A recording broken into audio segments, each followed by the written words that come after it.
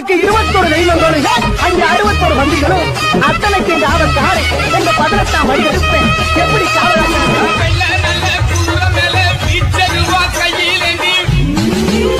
ஆடி அம்மா சொன்னேன், இந்த ஆண்டு மழை பொழிவு அதிகம் இருக்கும், இடி முன்ன ஜாஸ்தியா இருக்கும், காற்று அதிகமா இருக்கும். போன வாரத்துக்கு முந்தின வாரம் சொன்னேன், ஒரு புயல் ஒன்று வரப்போகுது.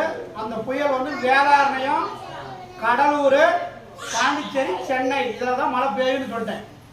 அதே போல ஒரு விமான விபத்து ஏற்படும், ஒரு ரயில் விபத்து ஏற்படும் சொல்லிட்டேன். தென்கொரியாவில் பயணிகள் விமானம் விபத்துக்குள்ளானதில் 179 பேர் உயிரிழந்திருக்கலாம் என்று அஞ்சப்படுகிறது. விமானம் விபத்துக்குள்ளான பதைக்க வைக்கும் வீடியோ காட்சிகள் வெளியாகியுள்ளன.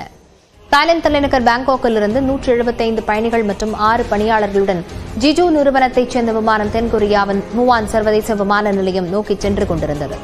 உள்ளூர் நேரப்படி இன்று காலை முவான் விமான நிலையத்தில் விமானம் தரையிறங்கிய போது கட்டுப்பாட்டை இழந்த விமானம் ஓடுபாதையை விட்டு விலகி சறுக்கியபடி சென்று விமான நிலையத்தின் சுவர் மீது மோதி விபத்துக்குள்ளானது.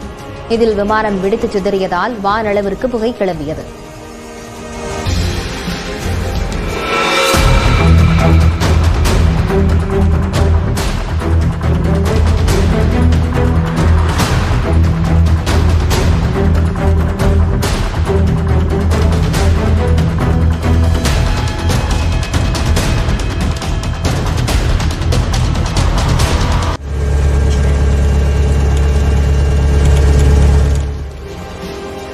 உடனடியாக விமான நிலைய தீயணைப்புத் துறையினர் விரைந்து வந்து தீயை அணைக்கும் பணியில் ஈடுபட்டனர். அதன்பின் மீட்புப் படையினர் விமானத்தில் இருந்த பயணிகளை மீட்கும் பணியில் ஈடுபட்டனர். இதில் விமான பணிப்பெண் மற்றும் பயணி ஒருவர் பாதுகாப்பாக மீட்கப்பட்டனர். விமான ஊழியர்கள் 5 பேர் உட்பட 179 பேர் உயிரிழந்திருக்கலாம் என அஞ்சப்படுகிறது.